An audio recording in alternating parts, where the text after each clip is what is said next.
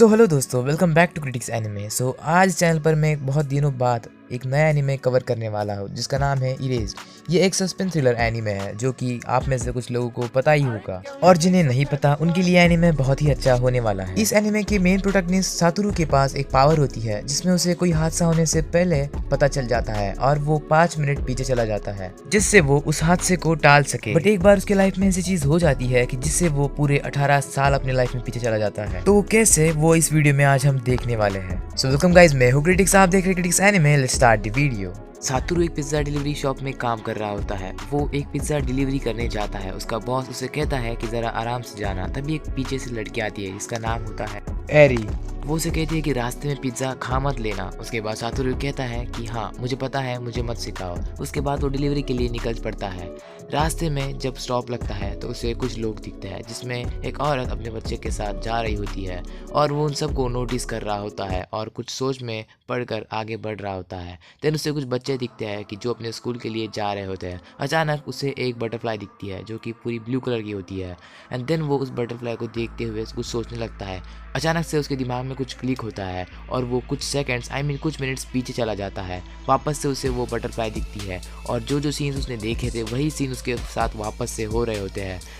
Satoru इस चीज को रिवाइवल नाम देता है। वो कहता है कि अब क्या चीज होने वाली है, पता नहीं। तभी उसे वहाँ पर एक ट्रक दिखती है जो कि बहुत ही तेजी से आगे बढ़ रही होती है। उस ट्रक का ड्राइवर पता नहीं सोया हुआ होता है। सातोरू तभी अपने स्कूटी से टर्न मारता है और उस ट्रक के पीछे चला जाता है। वो उस ट्रक ड्राइवर को आवाज देता है और कहता है कि अपनी ट्रक धीमी करो, बहुत स्पीड में है। पर वो जब देखता है तो वो ट्रक ड्राइवर सोया हुआ होता है। ये देखकर सातोरू बहुत ही परेशान होता है और कहता है कि मेरे साथ ये ऐसा क्यों होता है। देन वो जब ये इंसिडेंट हो रहा होता है एट द सेम टाइम एरी भी पर होती है एंड वो सातोरू को ये सब करते हुए देख लेती है। देन एक लड़का रोड क्रॉस कर रहा होता है एंड सातोरू से देख लेता है एंड देन वो एक ट्रक का हैंडल पकड़कर एक साइड खींचता है। वो बच्चे के सामने जब वो ट्रक आती है तो वो साइड में हो जाती है जिससे कारण बच्चा बच जाता है एंड ट्रक भी साइड में हो जाती है। बट सातोरू एक कार से आकर टकरा जाता है। देन अपने सपने में उसे एक बचपन का व्यू याद आता है जब वो अकेला अकेला घूम रहा था और उसके दोस्त अकेले अकेले खेल रहे थे। उसके साथ कोई नहीं खेलता। जब उसकी आँख खुलती है तो एरी उसके सामने बैठी हुई होती है। हॉस्पिटल में एक बेड पर पड़ा हुआ है। एरी उससे पूछती है कि क्या तुम्हारे घर वाले कोई रिश्तेदार वगैरह है जिन्हें मैं बुला सकती हूँ। बट वो कहता है कि नहीं, कोई जरूरत नहीं है। एरी दिन उससे कहती है कि तुम्हें तुम्हारी इस बुरी आदत को बदलना पड़ेगा। तुम्हें इतना एटीट्यूड क्यों है, कुछ शेयर क्यों नहीं करते किसी से। सातोरू देन कायो से पूछता है कि तुम उस पिज्जा शॉप में काम क्यों करती हो, तुम्हारा क्या एम्बिशन है। एरी उससे कहती है कि ये सवाल मुझे आज तक किसी ने नहीं पूछा, बट तुमने पूछा, अच्छी बात है, बट मैं तुम्हें नहीं बता सकती क्योंकि तुम मेरे इतने खास दोस्त भी नहीं हो। मैंने देखा कि तुमने उस बच्चे को कैसे बचाया, मैं भी वहीं पर थी। मैंने सुना कि उस ट्रक ड्राइवर को पहले से हार्ट अटैक आकर वो बेहोश हुआ था एंड साथ ही साथ वो जो ट्रक है वो एक वेयर हाउस से जाकर टकरा गई जिससे कि ज्यादा किसी को नुकसान नहीं हुआ। देन सातोरू एक टैक्सी से अपने घर पर जाता है। टैक्सी में वो सोचने लगता है उसकी पावर के बारे में। वो सोचता है कि ऐसी पावर मेरे पास से क्यों है एंड पता नहीं आगे क्या होने वाला है जिसको मुझे रोकना पड़ेगा। जब वो घर पर जाता है वो उसके अपनी मॉम को देखता है और मॉम को देखने के बाद उसकी मॉम कहती है कि मैं यहाँ पर 2-3 दिन रुकने वाली हूँ। देन वो कहता है कि क्यों यार, आप क्यों रुकेगी यहाँ पर, जल्दी से चले जाओ। देन उसकी मॉम कहती है कि मैं थोड़ी तुम्हें तकलीफ देने वाली हूँ। देन रात हो जाती है। उसकी मॉम टीवी देख रही होती है। टीवी पे बताया जाता है कि कुछ बच्चों को किडनैप किया गया है। वो कहती है कि देखो सातोरू, बचपन में तुम जब छोटे थे तुम्हारे स्कूल से भी कुछ बच्चों को किडनैप किया गया था। सातोरू इस बात के बारे में सोच रहा होता है। देन वो सोचता है कि यार बचपन में भी मेरे साथ ऐसा हुआ था, सच में मुझे अभी भी याद है। एंड वो सोचता है कि वो जब बच्चे खेल रहे होते थे वो अकेला बैठता था, उसका कोई ज़्यादा दोस्त नहीं था और उसे खेलना ही पसंद नहीं था। बट जो एक शख्स था जिसका नाम था यूकी, वो उसके साथ हमेशा खेलता था और वो बंदा बहुत अच्छा था। वो हमेशा एक प्लेन लाता था जिसके साथ वो खेलता था। मीन्स वो एक ही था जिसके साथ वो बातें करता था और अपनी सारी सीक्रेट शेयर करता था। बट वही बंदा आखिर में एक किडनैपर निकला। मतलब सातोरू ने ये सोचा भी नहीं था और वो ऐसा हो गया। भाई जो दिखता है वो होता नहीं। सातोरू और उसकी मॉम नेक्स्ट डे शॉपिंग के लिए जाते हैं। देन सातोरू देखता है कि एक बच्चा उसकी आइसक्रीम गिरने पर रो रहा होता है और कुछ लोगों के बलून अपने हाथों से छूटकर हवा में उड़ रहे होते हैं। सातोरू उसको देखकर कहता है क्या कुछ अजीब होने वाला है। देन हम देखते हैं कि सातोरू के साथ यही चीज़ बार बार होती है। वो देखता है कि वापस उसकी मॉम उसके साथ में है और वो कहता है कि वही बच्चा जिसे मैंने आइसक्रीम गिरने पर रोते हुए देखा था। देन सातोरू उस बलून सेलर की तरफ देखता है जिसके बलून हवा में उड़ गए थे। देन वो अपनी मॉम से कहता है कि मॉम मुझे लगता है कि यहाँ पे कुछ अजीब होने वाला है। उसकी मॉम देन एक शख्स की तरफ देखती है जो एक लड़की को लेकर जा रहा होता है अपनी कार की तरफ। एंड जब वो शख्स देखता है कि सातोरू की मॉम उसकी तरफ देख रही है तो वो उस छोटी लड़की को छोड़कर अपनी कार में बैठता है और वहां से निकल जाता है। वेल जब वो कार उनके सामने से जा रही होती है तो सातोरू की मॉम उस कार का एक पीछे से फोटो निकाल लेती है एंड कहती है कि चलो सातोरू हम घर पर जाते हैं। तभी वहाँ पर एरी आती है और उनको आवाज देती है एंड देन वो सातोरू की मॉम के साथ घर पर जाने लगती है। देन सातोरू की मॉम कहती है कि बेटा एरी तुम हमारे साथ घर पर जाकर आज डिनर क्यों नहीं कर लेती। एरी कहती है कि यस मैम आप जैसे कहो कि वैसा मैं आऊंगी आपके घर पे डिनर के लिए। बट सातोरू को ये बात बिल्कुल भी अच्छी नहीं लगती। बट वही कार वाला बंदा उन्हें चुप चुप कर देख रहा होता है। घर पर आने के बाद सातोरू की मॉम उनके लिए करी बनाती है। देन एरी कहती है कि वाव करी तो बहुत ही अच्छी बनी है। जब उनका डिनर हो जाता है तो एरी कहती है कि मैं घर पर जा रही हूँ, thanks for the food.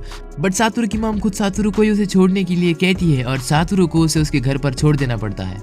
Satoru घर पर आकर कहता है कि मॉम अपने ऐसा नहीं करना चाहिए, वो उसकी जा रही थी ना घर पर, मुझे क्यों भेजा। देन उसकी मॉम कहती है कि उसको छोड़ो, आज जिसको हमने उस कार में जाते हुए देखा वो शख्स शायद एक लड़की को चुरा रहा था, उसको किडनैप कर रहा था, बट उसने मुझे देख लिया इसलिए शायद उसने उस लड़की को छोड़कर चला गया। देन सातोरू एक बुक पढ़ रहा होता है जिसमें मर्डर की सारी इन्फॉर्मेशन दी गई होती है, जिसमें से एक नाम वो देखता है जिसका नाम होता है हिनाजुकी, जो कि सातोरू की एक क्लासमेट होती है। वो बचपन में उसे देखता था, वो अकेली अकेली रहती थी, वो किसी से बात भी नहीं करती थी, वो हमेशा शांत रहती थी। बट एक रात सातोरू को लगा कि उसको कहे कि घर पर चली जा, बट उसे लगा कि जाने दो, मैं उससे बात भी नहीं करता। बट उसी रात उसका किडनैप हो जाता है। सातोरू को दिन याद आता है कि उसके मॉम से वो कहता था कि यार मॉम अगर मैंने उस रात उस लड़की को कहा होता घर पर चली जा तो वो आज उसका किडनैप नहीं होता। देन वो उस मर्डर बुक को बंद कर सोचने लगता है। उसकी मॉम भी वहाँ पर ही होती है। वो कहती है कि वो शख्स था कौन। देन वो कहती है कि मुझे इस शख्स के बारे में पता है, शायद मैंने उसे कहीं पर तो भी देखा है। देन वो एक बुक खोलती है और कहती है कि अभी पता चला कि मैंने उसे कहाँ पर देखा है। देन वो किसी से फ़ोन पर बात करती है एंड सबसे पहले वो अपने घर पर आती है और जिससे उसने फ़ोन पर बात की थी वो चिट्ठी और गाड़ी की चाबी एक टेबल पर रख देती है। अपने रूम में जाने के बाद उसे आवाज़ आती है एंड जब वो पीछे देखती है उसे लगता है सातोरू है, बट कोई उसे चाकू मार देता है। उसकी हालत बहुत खराब हो जाती है, वो नीचे गिर जाती है। वो उस आदमी का चेहरा देखने की ट्राई करती है बट नाकामयाब रहती है। देन वो सातोरू को कॉल करने की भी ट्राई करती है बट जो शख्स था वो उसका फ़ोन उठा लेता है। अब सातोरू अपने जॉब से घर पर जा रहा होता है। उसके बॉस कहते हैं कि अब ध्यान से जाना, रात बहुत हो गई है। देन एरी कहती है कि सुनो सातोरू, अपने मॉम से कहना कि मुझे भी और एक बार करी बना के दे, क्योंकि मैंने इससे अच्छी करी पहले कभी नहीं खाई। सातोरू उसे हाँ कहकर अपने घर की तरफ बढ़ता है, जहाँ पर उसे एक आदमी दिखता है जो एक टोपी पहने हुए होता है एंड वो बहुत खतरनाक दिख रहा था। सातोरू उस दिन अपने घर की तरफ देखता है, उसके घर का दरवाज़ा खुला होता है एंड वापस जब उस आदमी की तरफ देखता है तो वो आदमी वहाँ पर नहीं था, वो आदमी वहाँ से गायब हो जाता है। सातोरू दिन कहता है कि मॉम अपने घर का दरवाज़ा खुला नहीं रखना चाहिए, ये आपका शहर नहीं है। उसके बाद वो नीचे गिरी हुई जो चिट्ठी होती है उसे उठाकर टेबल पर रख देता है एंड देन अपने रूम की तरफ बढ़ता है। जब वो रूम का दरवाज़ा खोलता है तो वो देखता है कि उसकी मॉम नीचे गिरी हुई है।